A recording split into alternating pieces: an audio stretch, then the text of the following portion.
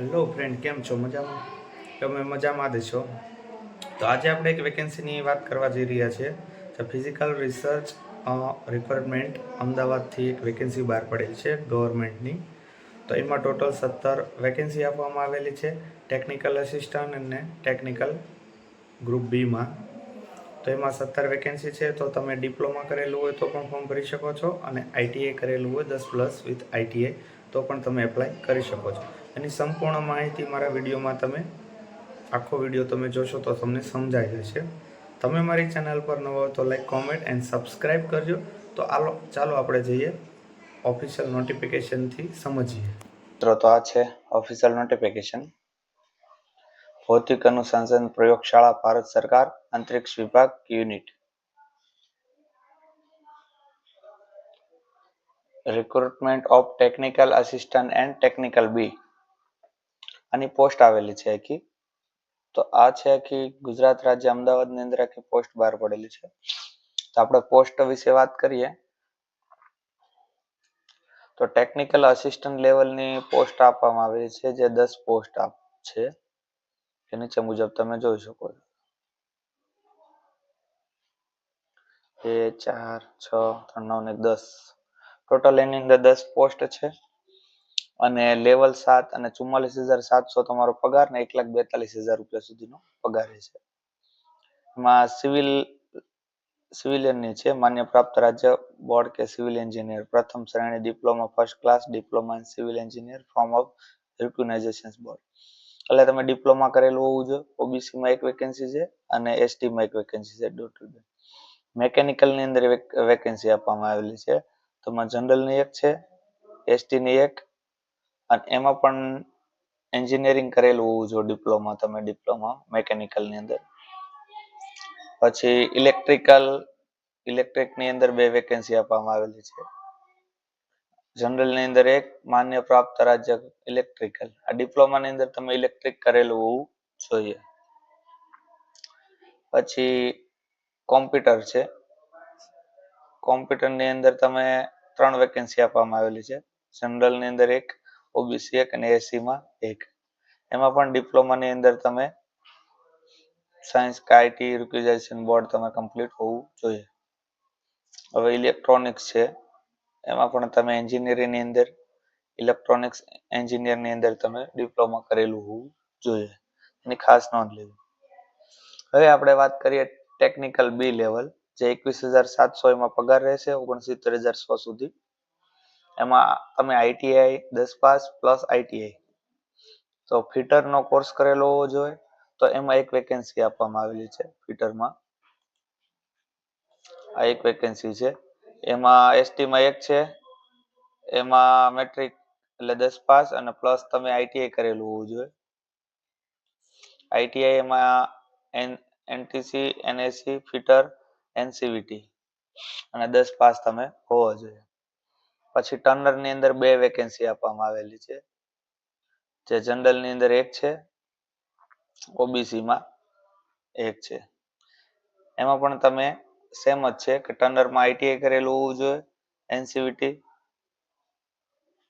અને 10 પાસ હોવા જોઈએ. મશીનિસ્ટમાં છે તો એમાં પણ સેમ છે. બધી ડિટેલ તમારે જોઈ લેવી. ટોટલ આ રીતની વેકેન્સી આપવામાં આવેલી છે. 10 પાસ પ્લસ આઈટીઆઈ તમે કરેલું હોવું જોઈએ. તો આમાં જેટલા કોર્સ લખેલા છે, mechanical, electronics plumber, refrigerator and air conditioner, mechanic ITI, એટલે આ બધા કોર્સીસ તમે કરેલા હોવા જોઈએ. હવે આપણે નીચે વર્ષની વાત કરીએ તો 31/10/2025 થી તમારી વર્ષ કાઉન્ટિંગ કરવામાં આવે છે.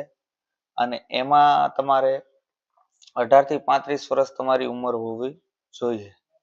18 થી 35 વર્ષ.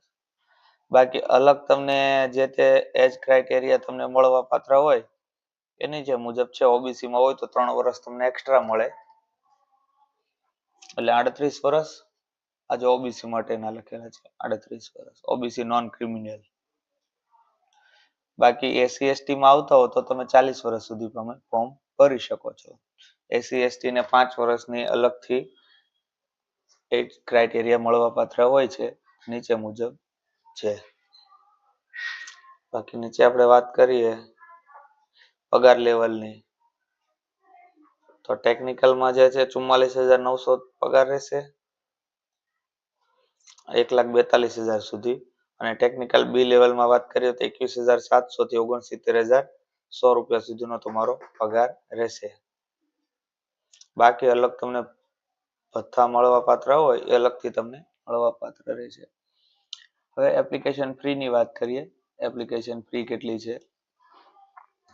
તો એક એપ્લિકેશન ફી તમારી 250 રૂપિયા છે, પણ ટોટલ 750 ભરવાના છે, કે ટેકનિકલ લેવલની અંદર છે એની અંદર 750 રૂપિયા ફ્રી ભરવાની છે. જ્યારે તમે એક્ઝામ તમે દઈ દો તેની, ત્યારે 500 રૂપિયા રિફંડ થઈ જશે. 250 રૂપિયા તમારે એક્ઝામ દેવાના કપાશે. જો તમે એક્ઝામ દેવા નથી જતા તો તમારા 500 રૂપિયા તમને રિફંડ નહીં મળે, તેની નોંધ લેવી. આનું આખું લખેલું છે.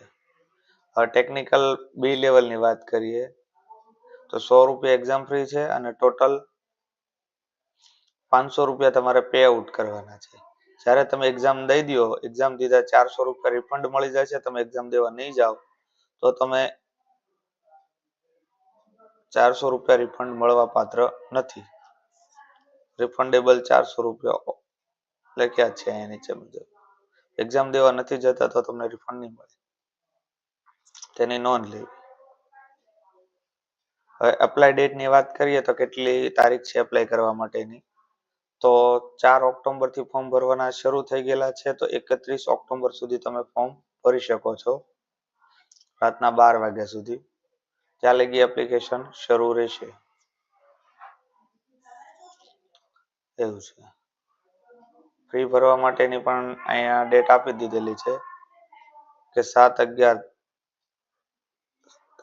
7 નવેમ્બર સુધી તમે શાયદ પેમેન્ટ કરી શકો છો,